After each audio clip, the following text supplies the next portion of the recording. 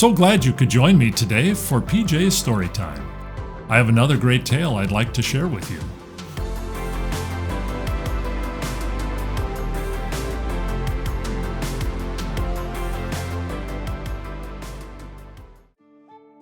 Ranella was a tiny person, no taller than a tulip blossom. She and her mother were very poor, and they lived in a tumble-down old stone house several miles from the nearest town. So poor were they that many a day they went without food and were hungry, and many a night, for lack of a candle, they went to bed in darkness. But still they were happy, for in Italy there was as much sunshine and as many birds and flowers and trees for the poor as for the rich. All day long Ranella ran in and out of the house and played about in the yard. Ranella's mother had several hens, and among them was one large white hen, as white as snow, with a wonderful glistening red comb and golden yellow legs. A very handsome creature. She was a great pet with Ranella, and whenever she saw Ranella coming, she ran to meet her, saying, "Cluck, cluck, cluck, cluck."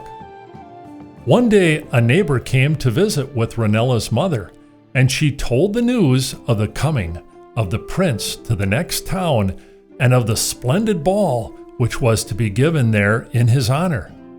And she said, "And all the most beautiful girls of this part of the country will go to the ball, and from them the prince will choose one to be his princess."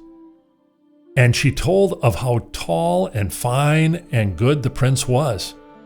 And Ranella, on her little bench by the hearth, sat with her eyes wide open and listened. No sooner had the bearer of the news gone on her way than Ranella cried, "Oh, mother, I wish that I might go to the ball and see the prince, for never have I seen a prince." Of course, tiny Ranella had no thought of being chosen by the prince to become his princess. "Alas, my child," said her mother, "the ball is not for poor girls such as my little Ranella, and besides, there is no way for you to go." For a long time, Ranella sat on her bench by the hearth, thinking and thinking. At last, she shook her head. "There is no way," she said to herself. Just that minute, her mother came in from out of doors, bringing a large yellow pumpkin. "See, Ranella," she said, "is it not a fine large pumpkin?" She carried it to the table, and with a sharp knife she cut off the top, and as she scooped out the seeds, she said, "Why, Ranella, it is large enough for you to sit in." Just then the little white hen hopped up on the doorstep. "Cluck, cluck," said the little white hen, and then suddenly Ranella's eyes grew large and bright with excitement.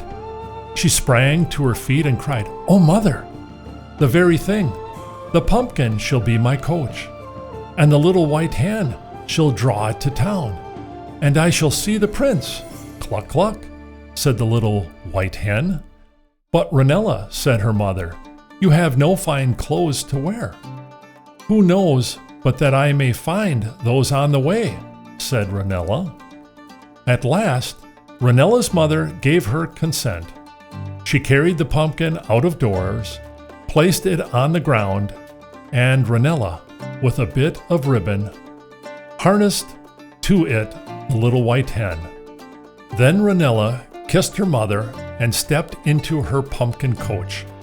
"Cluck, cluck," said the little white hen, and they set off down the road at no great speed, to be sure, but looking quite fine. Now, long ago in Italy, there were a great many fairies, so many that a person, particularly a little girl, was always unexpectedly meeting them on every hand. Of course, it was not always known that they were fairies, because many times they pretended to be old women, or trees, or flowers, or many other things, and so it was well to be always on your good behavior. for not knowing when you might meet one, and most of anything in the world, a fairy dislikes a rude person. Just about the time that Ranella had started away in her pumpkin coach, 3 fairies, dressed like old women, had stopped under a tree to lunch. A mischievous young fairy who was passing saw them, and she touched with her finger the tiny piece of bread which one of the fairies was eating. "Come crum chi karoo," said the mischievous fairy under her breath, so softly that the 3 fairies did not hear her, and just as the fairy popped the bread into her mouth, it turned into a hard crumb. And then the fairy began to choke. Her face grew very red, and she gasped for breath. The 2 other fairies tried to help her. They shook her, and they patted her on the back, but she only choked and gasped the more. And then, what should happen but that Ranella came gaily riding down the road in her pumpkin coach, drawn by the little white hen, and singing a little song. Suddenly, the little white hen stopped, so suddenly that Ranella nearly fell from her coach. "Cluck, cluck," said the little white hen, as much to say, "What have we here?" At the sight of Ranella in her pumpkin coach drawn by the little white hen, the fairies all began to laugh funny, tinkling fairy laughter. And the fairy who was choking laughed the hardest of all. So hard she laughed that the crumb flew from her throat. And there she stood quite well, but still rather red in the face. Ranella looked in amazement at the 3 old women laughing at her, and of course not knowing that they were fairies, and tears came to her eyes because she did not like to be laughed at. "My dear child," said the fairy who had choked, "you have saved my life." And then she explained about the crumb, and Ranella was so glad to have helped her that she quite forgot that they had laughed at her. "And what do you wish for most of all?" said the 3 old women fairies. "To go to the ball and see the prince," said Ranella. "Indeed, you shall go, and that in style too," said the fairies. "Thank you, good friends," said Ranella. "Cluck, cluck," said the little white hen. And down the road they started. They had not gone far when suddenly Ranella's eyes shut tight, and when she opened them, she had turned into a tall and beautiful young lady, dressed in a wondrous dress of satin and silver and with a necklace of pearls, in a fine coach drawn by black horses, and with a coachman and footman. And on the seat beside her sat the little white hen, as white as snow, with a golden collar about her neck. "Cluck, cluck," said the little white hen. And on down the road they went. When they came to the town, they drove in state to the palace. Ranella alighted from her coach, and with the little white hen following her, she entered the palace. When the prince saw her, he came to meet her, and that evening he danced with her, and he scarcely left her side.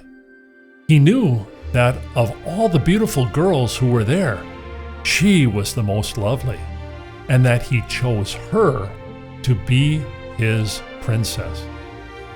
"We shall meet again," said the prince, as he walked beside her to her coach. "Tell me where you live." "Then," said Ranella, "kind sir, if the truth I must tell, 'tis for you to learn where I dwell." "Cluck, cluck," said the little white hen, and Ranella in her coach with the little white hen on the seat beside her started down the road. It was all too wonderful to believe, but Ranella was very happy, for she was sure that in some way the prince would find her again. When they reached the spot where she had met the fairies, suddenly her eyes shut tight for an instant, and when she opened them, there she was once more, a tiny person. no taller than a tulip blossom, sitting in her pumpkin coach, drawn by the little white hen. Cluck, cluck, said the little white hen, and merrily down the road toward home they went. Ranella's mother was very much surprised when she heard the story of Ranella's adventures. "The three old women must have been fairies," said she, "and surely all will now be well." The prince thought that Ranella must be some well-known princess, and the next day he started out in his coach in search for her. For 3 days he rode through the country seeking her. The third day he came to the tumble-down old stone house where lived Ranella and her mother. There, beside the road, stood the little white hen. "Cluck, cluck," said the little white hen. "Why?" said the prince. "It is the little white hen that was with the princess." He left the coach and went toward the house. Just as his foot touched the doorstep, tiny Ranella again became tall and beautiful. "I have chosen you to be my princess," said the prince. Then said Ranella, "My prince, if the truth I must tell, to be your princess would please me well." "Cluck, cluck," said the little white hen, and soon Ranella and her mother and the little white hen with the prince were traveling down the road toward the palace. And so Ranella went to the ball and saw the prince and became a princess. The end.